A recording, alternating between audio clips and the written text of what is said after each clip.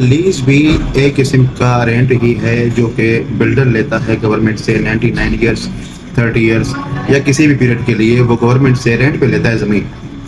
अब इतने अरसे तक वो जो ज़मीन है वो पोजीशन होल्डर है,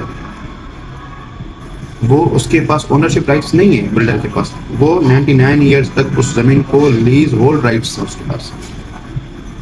अब उन लीज होल्ड राइट्स पे वो करवाता है कंस्ट्रक्शन, एक बिल्डिंग खड़ी करती है। अब बिल्डिंग में पोर्शन होते हैं, फ्लैट्स होते हैं, शॉप्स होती हैं। अब जो लीज बिल्डर ने गवर्नमेंट से ली, सबसे पहले तो उसमें धोखाधड़ी होती है। अब मैं आपको ये चेकलिस्ट बना के बताता जा रहा हूँ, ये चेक करते जाएं। बिल्डर से आपने लीज चेक करनी है कि सर वो लीज दिखाएं जो प्लॉट आपने गवर्नमेंट से लिया है ना, वो लीज हमें दिखाएं। और वो लीज आपने वेरीफाई करवानी है उन अथॉरिटी से जिससे ली गई है। फॉर एग्जांपल केडीए से ली है, केएमसी से ली है या एलडीए से ली है, कैंटोनमेंट की, जिससे भी लिए प्लॉट, वो लीज आपने वेरीफाई करवानी है। स्टैंपिंग भी जाली होती है, आपने स्टैंपिंग भी वेरीफाई करवानी है। ठीक, पहली बात तो बिल्डर की वेरिफिकेशन। अब कंस्ट्रक्शन नहीं हुई, अब कंस्ट्रक्शन जब करवाएगा तो सबसे पहले एनओसी लेगा असिस्टेंट बिल्डिंग कंट्रोल अथॉरिटी से, और उससे पहले वो एक नक्शा पास करवाएगा।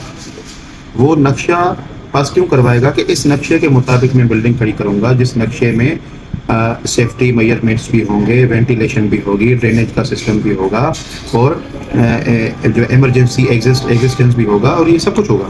ये सारी चीज़ें सिंध बिल्डिंग कंट्रोल अथॉरिटी के जो मैनुअल है उसमें सारी चीज़ें मौजूद हैं। लेकिन बिल्डर चूँकि लोगों को अवेयरनेस ना होने की वजह से ये सारी चीज़ें कैंसिल करके वो पैसे दे के और अपना सिंध बिल्डिंग कंट्रोल अथॉरिटी से एनओसी ले लेता है।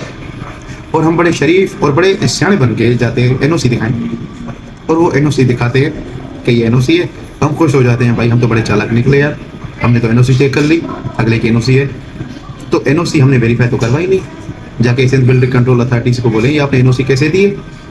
हमें वो बिल्डिंग कंप्लीशन प्लान का जो अप्रूवल जो आपने दिया है बिल्डिंग कंस्ट्रक्शन का, हमें वो तो दिखाएं। वो कहाँ है? देखें, आप परचेज कर रहे हैं, करोड़ों में ले रहे हैं, लाखों में ले रहे हैं।